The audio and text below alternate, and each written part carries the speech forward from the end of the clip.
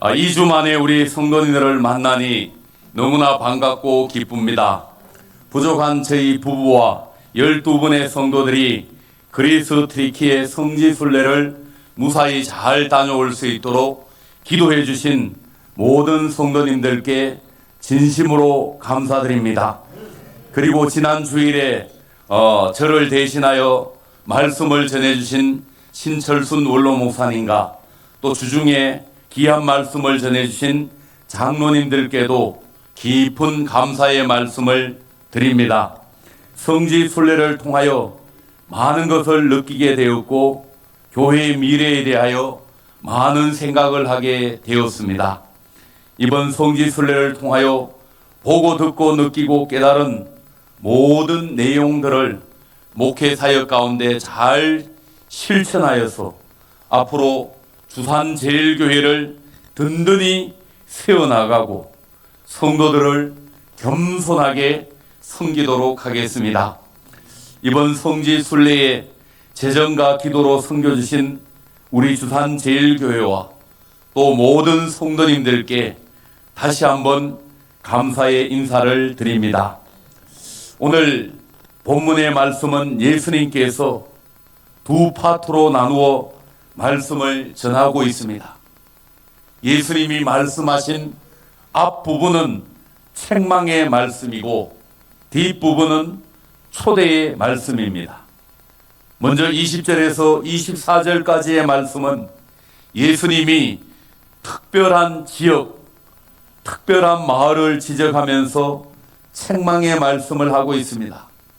예수님이 사역 가운데 가장 많은 기적과 치유의 역사를 보여준 그러한 지역인데 그 도시들이 회개하지 않은 것들에 대하여 강하게 책망하고 있습니다. 25절에서 30절까지의 말씀은 예수님이 우리를 초대하고 있는 말씀입니다.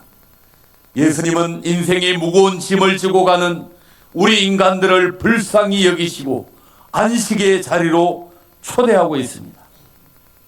정리를 해보면은 하나님 앞에 겸손한 신앙으로 회개하는 사람에게 주님이 안식과 평안을 주신다는 그러한 내용의 말씀입니다. 우리는 오늘 본문의 말씀을 통하여서 첫째로 주님 앞에 겸손히 회개하는 신앙으로 살아야 할 줄로 믿습니다. 오늘 본문 21절에서 23절 말씀을 보시면 주님이 세 지역을 언급하고 있는데 고라신, 벳세다, 가버나움입니다. 여러분 화면에 나오고 있는 지도를 보시면 이 세 지역은 모두 갈릴리 땅에 속한 지역입니다. 이 세 지역은 예수님 사역의 핵심 지역이었습니다.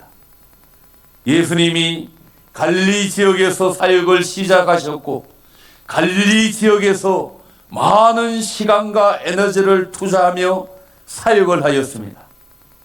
예수님 당시에 갈릴리 지역은 사람들에게 천대를 받았던 지역이었습니다. 그럼에도 불구하고 예수님은 이 세 도시를 가장 많이 찾았고 그 도시에서 열심히 사역하시면서 많은 기적의 역사를 보여주셨습니다. 그래서 20절 말씀을 보시면 예수께서 권능을 가장 많이 행하신 골들이 회개하지 아니하므로 그때에 책망하시되라고 말씀하고 있습니다. 예수님은 세 지역을 직접 말씀하시면서 그 지역에 예수님이 가장 많이 방문하시고 기적의 역사를 많이 행하였음에도 불구하고 그 지역의 사람들이 회개하지 않았다고 책망의 말씀을 하고 있습니다. 예수님은 이 지역에서 병자를 많이 고치셨고 귀신 들린 사람들을 치유하시고 수많은 기적의 역사를 베풀어 주셨습니다. 그럼에도 불구하고 이 지역의 사람들은 회개하지도 않았고 예수님을 믿지도 않았습니다. 예수님은 다른 지역과 비교하시면서 책망을 하였습니다. 예수님이 이 지역에 베푸신 기적들을 다른 지역에 베풀었다면 그들이 벌써 회개하고 믿었을 것이라고 말씀하고 있습니다. 21절 말씀을 보시면 하있을진저 고라시나 하있을진저 벳세다야 너희에게 행한 모든 권능을 두로와 시돈에서 행하였더라면 그들이 벌써 베옷을 입고 지혜에 앉아 회개하였으리라 라고 말씀하고 있습니다. 우리 예수님이 특별히 고라신, 벳세다, 가버나움 지역의 복음을 전하고 수많은 기적의 역사를 베풀었음에도 불구하고 왜 그 사람들은 회개하지 않았고 왜 그 사람들은 예수를 믿지 않았을까요? 23절의 말씀을 보시면 가버나움아 내가 하늘에까지 높아지겠느냐 음부에까지 낮아지리라 내게 행한 모든 권능을 소돔에서 행하였더라면 그 성이 오늘까지 있었으리라. 예수님이 가버나움을 예로 들면서 가버나움아 내가 하늘에까지 높아지겠느냐라고 말씀하고 있습니다. 여러분 이 말씀이 무슨 말씀입니까? 가버나움 사람들의 마음이 하늘에까지 높아져 있다는 말씀입니다. 가버나움 사람들의 마음이 교만하였고 그 마음에 허영이 가득하였습니다. 마음에 교만과 허영이 가득하니 예수님이 그 땅을 찾아서 복음을 전하고 기적의 역사, 치유의 역사, 회복의 역사를 많이 베푸셨음에도 불구하고 그 사람들의 마음이 교만하였기 때문에 회개하지 않았고 변화되지 않았습니다. 마음이 교만한 사람은 하나님의 은혜를 받아들이지를 못합니다. 온갖 허영으로 가득하여서 자기 잘난 맛에 살기 때문에 하나님이 없어도 자기 스스로 잘 살 것이라고 생각을 하게 됩니다. 그래서 마음이 교만한 사람은 하나님의 은혜를 대수롭지 않은 것으로 여기게 됩니다. 하나님의 역사를 대수롭지 않는 것으로 보게 됩니다. 마음이 교만한 사람은 신앙생활의 감격과 감사가 사라져 있습니다. 여러분, 내가 자격이 없는데 하나님이 나에게 은혜를 베풀어 주셨다는 이 감사하는 마음이 있어야 하는데 마음이 교만한 사람은 그런 마음이 없는 겁니다. 그러다 보니 예수님이 아무리 많은 기적을 일으켜도 그들은 예수님을 믿지 않았습니다. 예수님은 사람들이 가장 천대시 여기는 갈릴리 지방에서 사역을 시작하였습니다. 예수님은 갈릴리 가버나움과 고라신과 벳세다 지역에서 집중적으로 사역을 하시고 기적의 역사를 베풀어 주셨습니다. 그럼에도 불구하고 마음이 교만한 사람은 은혜를 은혜로 알지 못하였습니다. 겸손하고 회개하고 겸손히 회개하며 예수를 믿어야 하는데 마음이 교만한 사람은 이 예수님을 믿지를 못하였습니다. 여러분, 사람이 마음이 교만해지면은 회개하고 믿는 일에 큰 장애가 됩니다. 성경의 말씀을 보시면은 마음의 교만함 때문에 망한 사람이 얼마나 많이 있습니까? 이스라엘의 첫 번째 왕인 사울 왕이 그러하였고 유다의 우시아 왕이 그러하였습니다. 그래서 성경은 우리에게 마음의 교만함을 물리칠 것을 여러 곳에서 말씀하고 있습니다. 잠언 16장 18절 말씀을 보시면 교만은 패망의 선봉이요 거만한 마음은 넘어짐의 앞잡이니라 라고 말씀하고 있습니다. 예수님은 23절 말씀에서 경고하고 있습니다. 회개하지 않고 마음이 하늘에까지 높아진 신앙은 지옥에 떨어질 것이라고 말씀하고 있습니다. 가버나움에서 행한 기적을 소돔에서 행하였더라면 그 성이 오늘날까지 남았을 것이라고 말씀하고 있습니다. 사랑하는 성도 여러분, 우리가 신앙생활하면서 첫째도 겸손, 둘째도 겸손한 사람이 되어야 할 줄로 믿습니다. 교만한 사람은 반드시 무너지게 됩니다. 예배드리는 것을 우습게 생각하고 마음이 하나님을 떠나 점점 다른 것에 만족을 얻고자 하는 사람은 반드시 심판을 당하게 됩니다. 마음이 겸손한 사람은 항상 자신의 죄를 깨닫고 회개하게 됩니다. 마음이 겸손한 사람은 내 눈 속에 있는 들보를 보기 때문에 다른 사람 눈에 있는 티를 지적하지 않게 됩니다. 겸손한 사람은 자신의 삶이 하나님의 은혜임을 깨닫고 감사하게 됩니다. 여러분, 오늘도 이렇게 우리가 건강한 몸으로 교회에 나와서 예배드리는 이 은혜에 감사하는 마음을 가져야 할 줄로 믿습니다.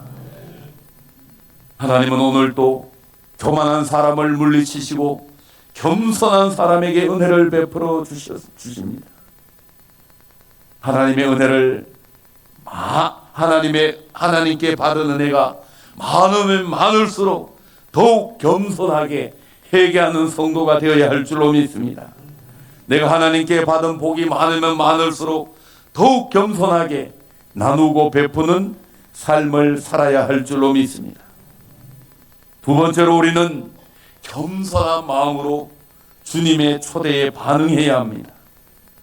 오늘 본문 28절에서 30절까지의 말씀을 보시면 수고하고 무거운 짐진 자들아 다 내게로 오라. 내가 너희를 쉬게 하리라. 나는 마음이 온유하고 겸손하니 나의 멍에를 메고 내게 배우라. 그리하면 너희 마음이 쉼을 얻으리니 이는 내 명예는 쉽고 내 짐은 가벼움이라 하시니라. 여러분이 얼마나 은혜로운 말씀입니까? 이 말씀은 우리에게 너무나 큰 힘과 위로를 주는 말씀입니다.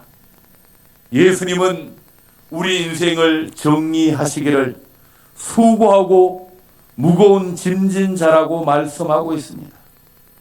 여러분, 저와 여러분들은 정말 인생 가운데 수고하고 무거운 짐을 지고 살아가는 사람입니다. 수고하고 무거운 짐 자라는 뜻은 타인에 의해 무거운 짐을 진 채로 계속해서 지쳐있는 사람들을 말합니다. 그렇습니다. 사람은 누구든지 자의에 의해서든지 타의에 의해서든지 짐을 지고 살아가며 지쳐있는 인생의 길을 살아가고 있는 사람인 줄로 믿습니다. 그래서 이 땅의 모든 사람은 아무 문제나 걱정 근심이 없이 그저 편하게 살아가는 사람은 한 사람도 없습니다. 여러분 주변에 저 사람은 아무 근심 걱정이 없겠지 라고 생각하고 그 사람에게 찾아가 보면은 그 사람도 걱정 근심이 있고 인생의 무거운 짐을 지고 살아가고 있는 줄로 믿습니다. 사람은 태어나면서 죽는 순간까지 인생의 짐을 지고 수고롭게 살아가는 존재입니다. 지금까지 여기까지 우리 성도님들이 그러한 인생을 살았고 앞으로도 우리는 인생의 무거운 짐을 지고 하루하루를 살아가게 되는 줄로 믿습니다. 이러한 우리 인간을 우리 예수님이 초대하였습니다. 주님 앞으로 우리를 초대하셨습니다. 세상의 모든 심에는 제한이 있게 마련입니다. 아무리 좋은 곳을 여행하여도 때가 되면 집으로 돌아와야 하고 일상의 삶으로 돌아와야 합니다. 우리에게 참된 안식을 주시는 분은 예수님밖에 없습니다. 예수님이 우리에게 안식을 주시지만 그 안식을 얻고 누리기 위해서는 우리 인간이 해야 할 일이 있습니다. 예수님이 말씀하시는 쉼이나 안식은 아무것도 하지 않고 가만히 있는 상태를 말하는 것이 아닙니다. 우리가 예수님 안에서 참된 안식을 누리기 위해서는 반드시 해야 할 일이 있습니다. 우리가 예수님 안에서 안식을 누리기 위해서는 첫 번째로 주님의 초대에 응하여 주님 앞으로 나와야 할 줄로 믿습니다. 28절 말씀을 보시면 수고하고 무거운 짐을 지고 가는 우리 인생들에게 주님은 다 내게로 오라 라고 말씀하시며 우리를 초대하고 있습니다. 이 주님의 초대에 응답하여서 주님 앞으로 나오는 사람은 구원을 받고 영생을 얻게 되는 줄로 믿습니다. 오늘날 많은 사람들이 이 주님의 초대에 응하지 않고 자기 생각에 옳은 대로 살아가고 있습니다. 그러다 보니 인생에 근심 걱정이 가득하게 됩니다. 참된 쉼과 안식을 맛볼 수 없는 그러한 인생을 살아가게 됩니다. 여러분, 우리 인생 가운데 최고의 선택은 예수님을 믿고 주님 앞으로 나오는 것인 줄로 믿습니다. 여러분들이 인생을 살아가면서 그 어떠한 일이 있다 할지라도 주님 앞으로 나오는 그 사람이 인생의 무거운 짐을 해결함 받게 되는 줄로 믿습니다. 우리 옆 사람 한번 바라보면서 인사하겠습니다. 주님 앞으로 나와야 합니다. 예. 제가 전도하면서 많은 사람들에게 교회 오셔야 됩니다. 예수 믿어야 합니다. 더 늦기 전에 예수님 꼭 믿으셔야 합니다. 이렇게 이야기하면은 그 초대에 좀 응해가지고 교회에 오시면 얼마나 좋습니까? 그런데 꼭 이야기해 보면은 자기 이야기해요. 내가 뭐 때문에 바쁘고 옛날에 내가 교회 갔는데 그 인간 때문에 내가 시험 들어서 그런 거 이야기하는 거예요. 여러분, 우리가 주님 앞에 참된 안식과 쉼을 얻기 위해서는 첫 번째로 주님 앞으로 나와야 합니다. 두 번째로 우리가 해야 할 일은 주님의 멍에를 메어야 합니다. 29절 말씀을 보시면 나의 멍에를 메고 라고 말씀하고 있습니다. 우리가 잘 알고 있는 것처럼 멍에는 무거운 짐을 끌 수 있도록 동물들의 목에 가로로 얹은 구부러진 막대기를 말합니다. 주님의 멍에를 메라는 말은 내 생각과 고집을 내려놓고 주님께 맡기고 주님의 뜻대로 살아가라는 말씀입니다. 여러분, 사람이 아무리 생각을 하고 잘 살아도 우리 인생의 주인은 하나님이십니다. 여러분들의 인생의 길을 가장 잘 알고 있는 분은 하나님이십니다. 내가 막 내 인생 잘 알 것 같고 내 생각대로 살아가면은 잘 될 것 같지만 그렇지가 않습니다. 저와 여러분들은 내일 일을 알지 못하고 오늘 하루를 살아가는 존재인 줄로 믿습니다. 그래서 우리는 주님의 멍에를 메어야 합니다. 내 생각과 고집을 내려놓고 내 인생의 짐을 주님께 맡기고 주님을 의지하고 주님 뜻대로 살아야 할 줄로 믿습니다. 30절 말씀을 보시면 주님의 멍에는 쉽고 가볍다고 말씀하고 있습니다. 여러분, 내 인생의 짐을 내 스스로 지고 가면은 어렵고 무겁습니다. 그런데 그 짐을 주님께 맡기면 주님이 우리를 대신하여 짐을 지기 때문에 우리는 쉽고 가벼운 길을 걷게 되는 줄로 믿습니다. 그렇습니다. 첫 번째로 주님의 초대에 응하여 주님 앞에 나와야 하고, 두 번째로 우리 인생의 짐을 주님께 맡기는 멍에를 메어야 합니다. 세 번째 우리가 해야 할 일은 주님께 배워야 합니다. 29절 말씀을 보시면 내게 배우라고 말씀하고 있습니다. 주님께 배우는 사람은 쉼을 얻고 안식을 누리게 됩니다. 오늘 본문 말씀을 보시면은 우리는 주님께 온유함과 겸손함을 배워야 합니다. 우리는 예수를 믿고 시간이 지나면은 점점 주님을 닮아가는 성도가 되어야 합니다. 예수님처럼 온유하고 겸손한 사람이 되어야 합니다. 예수님은 우리 삶의 모델이 되시는 분이십니다. 우리는 끊임없이 주님께 배우고 주님을 닮아가면은 그 사람이 힘을 얻고 안식을 얻게 되는 줄로 믿습니다. 사랑하는 성도 여러분, 우리의 인생의 짐이 얼마나 무겁고 살아가다 보면 우리가 별의별 일을 다 겪으며 살아가고 있습니다. 지금도 우리 성도들 가운데 육신의 질병의 이 큰 문제 가운데 이 짐을 지고 살아가는 사람들이 얼마나 많이 있습니까? 우리는 주님 앞에 나오고 주님께 우리 인생의 짐을 맡기고 주님을 배우고 주님을 닮아가면은 우리에게 힘이 찾아오고 안식이 찾아오게 되는 줄로 믿습니다. 이제 말씀을 정리하겠습니다. 예수님은 고라신, 벳세다, 가버나움 지역에서 많은 기적을 행하고 복음을 전하였지만 그 지역에 살고 있는 사람들은 마음이 교만하였기 때문에 회개하지 않았고 예수님을 믿지 않았습니다. 마음이 교만한 사람은 하나님의 은혜를 알지도 못하고 그 은혜를 은혜로 깨닫지 못하게 됩니다. 우리가 교만한 마음으로 하나님의 은혜를 거역하게 되면은 하나님의 축복과 은혜가 우리를 떠난다는 사실을 기억해야 할 줄로 믿습니다. 오늘 우리가 해야 할 일은 겸손히 회개하는 마음으로 주님의 초대에 응해야 될 줄로 믿습니다. 우리는 주님의 초대에 겸손하게 반응해야 합니다. 지금도 수많은 사람들이 이 주님의 초대에 응하지 않고 자기 소견에 옳은 대로 살아가고 있습니다. 자기 고집대로 살아가기 때문에 참된 쉼과 안식을 누리지 못하게 되는 줄로 믿습니다. 예수님이 말씀하시는 쉼이나 안식은 아무것도 하지 않는 가만히 있는 상태를 말하지 않습니다. 우리가 예수님 안에서 참된 안식을 누리기 위해서는 겸손히 주님의 초대에 응해야 합니다.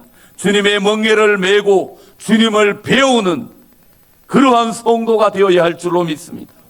그리하면은 우리 인생의 짐이 가벼워지고 힘을 얻게 되는 줄로 믿습니다. 우리가 내일 일을 염려하지 않고 오늘 하루에 감사하며 만족하며 살아가는 그러한 인생이 될 줄로 믿습니다. 사랑하는 성도 여러분, 우리는 어떤 사람입니까? 고라신과 벳세다와 가버나움 사람들처럼 마음이 교만하여 주님의 은혜를 전혀 누리지 못하고 살아가고 있지는 아니합니까? 예수님이 우리를 초대하였음에도 불구하고 우리는 끊임없이 자기 생각에 옳은 대로 살고 있지는 아니합니까? 오늘 우리의 모든 것을 내려놓고 겸손한 마음으로 회개하는 마음으로 주님의 초대에 응하여서 멍에를 메고 주님을 배우는 삶을 살아감으로 말미암아 우리의 인생 가운데 평안과 기쁨과 감사가 넘치는 참된 안식의 은혜를 경험하며 살아가는 귀한 주일이 되어지기를 간절히 소망합니다. 기도하겠습니다.